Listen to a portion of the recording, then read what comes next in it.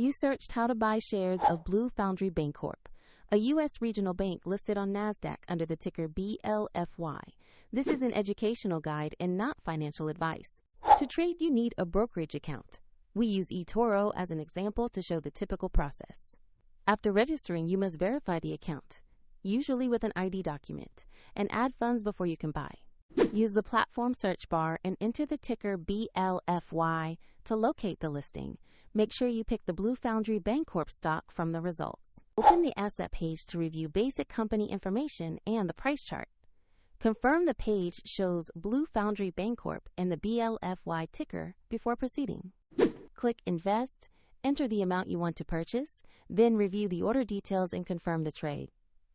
If the market is closed, the order may execute when it reopens, and if funds are insufficient, the platform will prompt you to add them before confirming. After the trade, the new position will appear in your portfolio for monitoring. Check the description for the eToro link if you want to follow this demonstration.